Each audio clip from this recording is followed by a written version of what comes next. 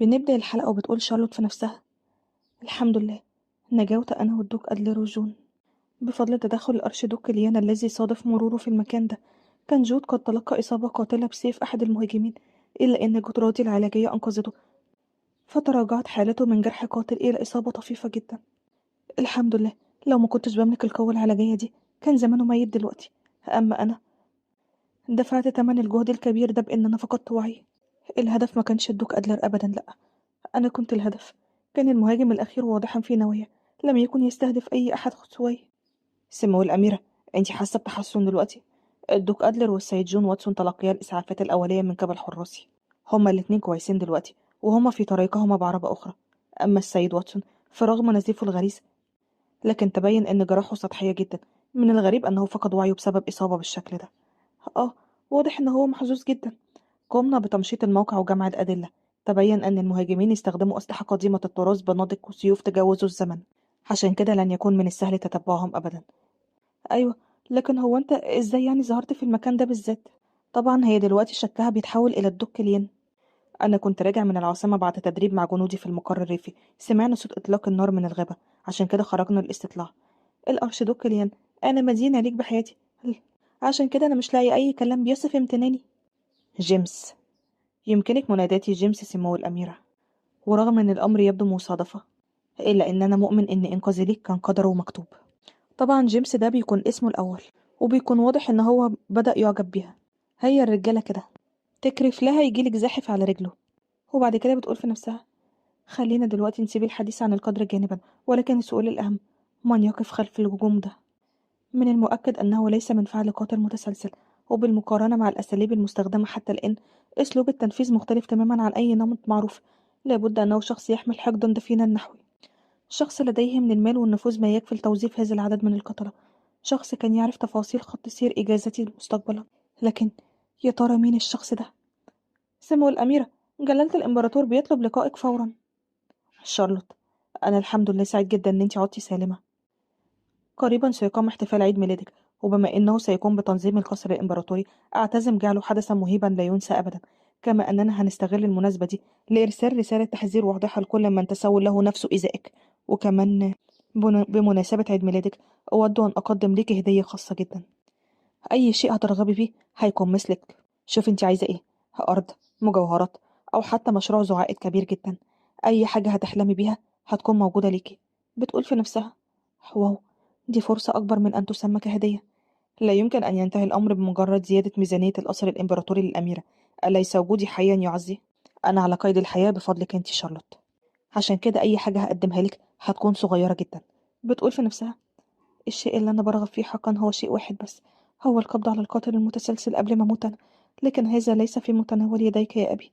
أما عن الهدايا، ثروتي من الفساتين والمجوهرات تكفيني. أما المشاريع فلا أمتلك الخبرة لإدارتها حاليا.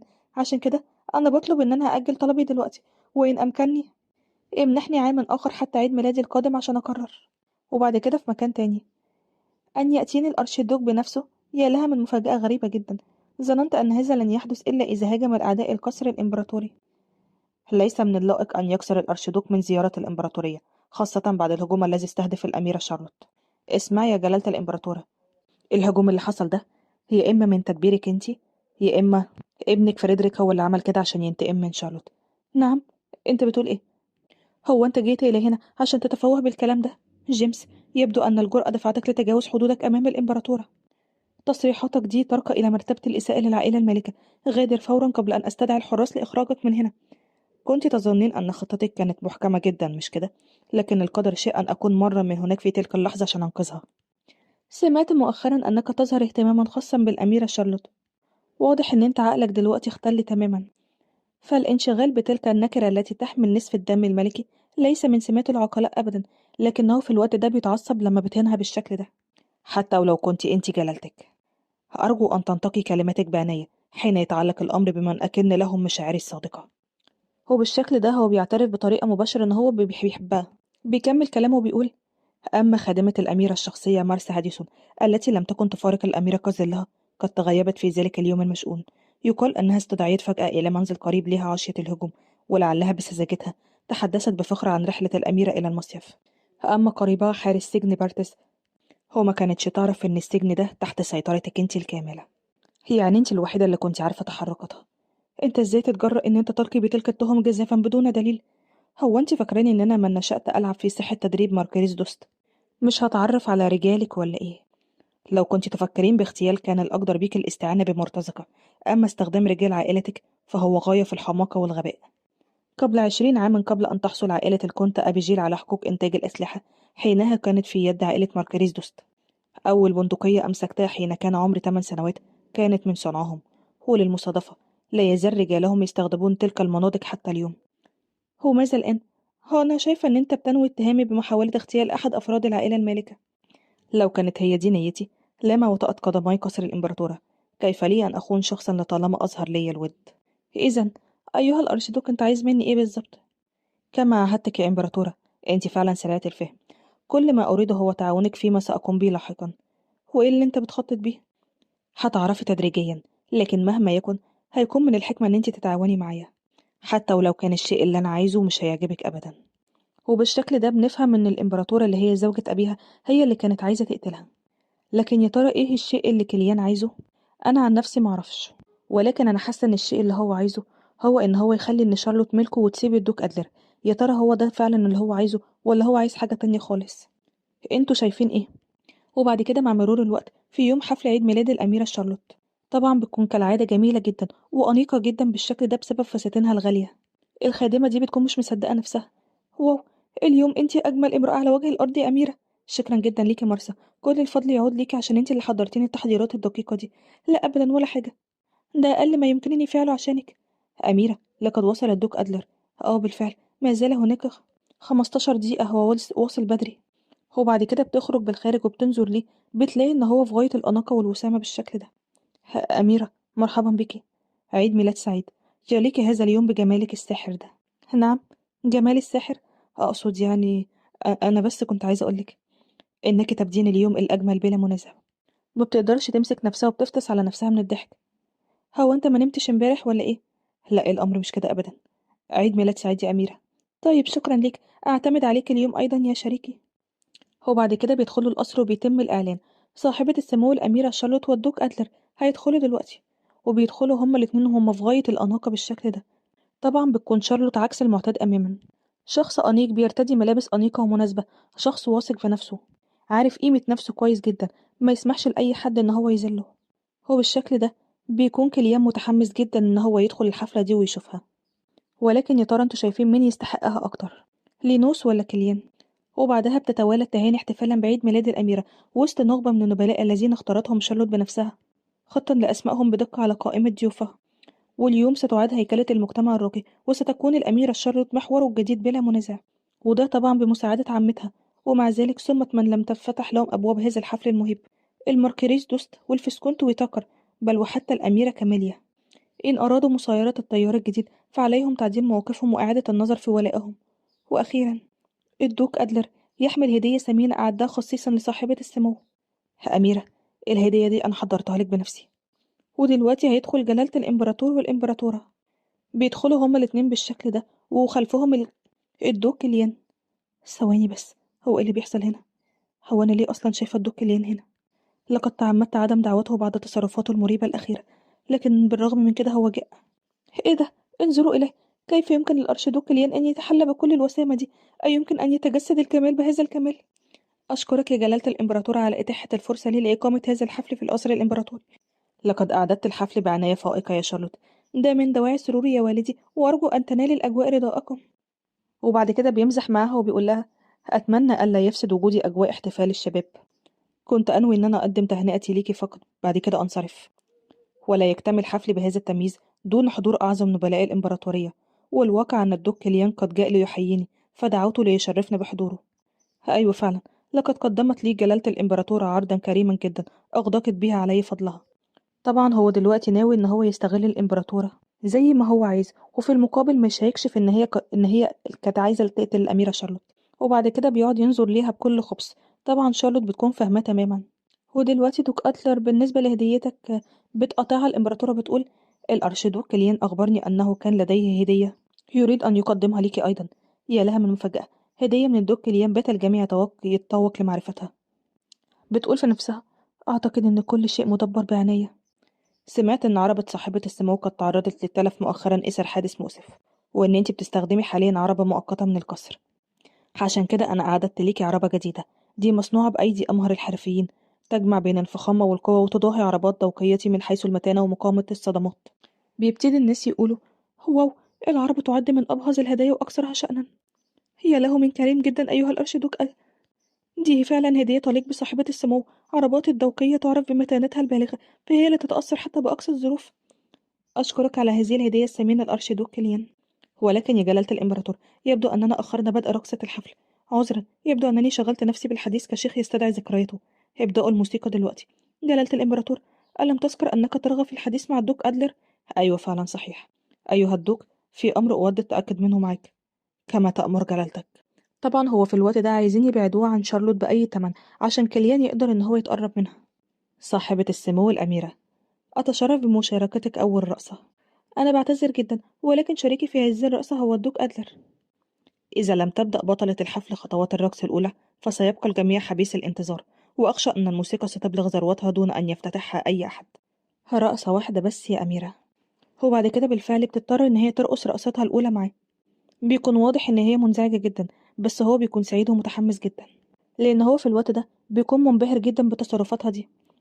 هو دلوقتي وقد بدأت حفل بنجاح، أرى أنه من المناسب إنهاء هذه الرقصة. أنا مش فاهم أنتي تقصدي إيه. لسه المقطوعة ما انتهتش مش كده؟ دوك كيليان، أنا قلت لك إن أنا خلاص حددت شريكي. إصرارك هذا يضعني في موقف حرج شديد جدا. شارلوت، مش إحنا اتفقنا إن أنتي هتناديني باسمي عندما التقينا آخر مرة؟ أنا معرفش هو أنت ليه مصر على الشيء ده. ناديني جيمس. أنتي الوحيدة اللي مسموح لك تناديني بالإمسان. فهمت يا شارلوت؟ ماشي يا جيمس، أرجوك بقى سيبني أغادر. أنا مش فاهمة هو أنت بتعمل كده ليه معايا؟ هو أنتِ فعلًا مش عارفة السبب شارلوت؟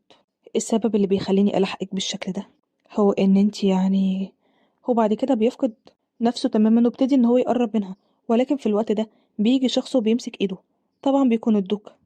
أنت، المرأة دي ليّا أنا، أعتقد إن جِه الوقت عشان تبتعد فيه عن شريكتي، لإن لينوس بيكون خايف تمامًا إن هي تبدأ تحبه مرّة تانية، لإن لو ده حصل هو ممكن يقتلهم هُم الاتنين. تعرف إن أنا طول حياتي ما اتعرّضتش أبدًا لمقاطعة أثناء رقصي؟ بيرد عليه لينوس وبيقول له: أنا ما قطعتكش أبدا، ده مكاني أنا وأنت اللي خدته مني. مكان الأميرة شارلوت بجانبي وهو حق لي لن يتغير أبدا. بيرد عليه كليان وبيقوله: كم أنت متفائل يا دوك أدلر. لا أبدا، أنا واقعي. أنت ممكن تكون عايز تنكر الشيء ده، ولكن الأميرة شارلوت خطيبتي، وهذه الحقيقة راسخة ولن تتبدل أبدا. وبالشكل ده الناس اللي بيقعدوا يتفرجوا عليهم وهم بيتخانقوا عليها بالشكل ده. خطيبتك. حتى عهود الزواج المقدسة يمكن فسخها وفقا لقوانين الإمبراطورية. فهل تظن أن وعدا هشا كالخطبة سيصمد إلى الأبد؟ تدخلك في شؤوني الخاصة بات مبالغا فيه يا دوك كليان، ولو تماديت أكتر من كده أنا مش هسكت لك أبدا. أنت فاهم؟ أنا شايفة إن انسحابك دلوقتي هو الخيار الأفضل يا جيمس. بتناديه باسمه الأول بالشكل ده. طبعا لينوس بيكون منذهل جدا، واضح إن هو بيكون غير راضي، ولكن الدوك كليان بيكون سعيد وراضي جدا. بيسيبهم وبيمشي وبيقول: لقد سرني الوقت الذي أمضيته معك يا صاحبة السمو الأميرة شارلوت. بيمشي وواضح إن لينوس بيكون لسه منزعج. الأمر يعني، عشان يكون بعلمك، إن رأسي مع الأرشيدوك كليان كان من باب المجاملة لافتتاح الحفل فقط، لأن نجم الحفل اللي هو أنا عليه أن يبدأ برقص أولا. هل تكرميني برقصة أخرى؟ ها إيه؟ يا دوك ناديني لينوس. نعم، أنت قلت إيه؟ أريدك أن تناديني لينوس يا شارلوت.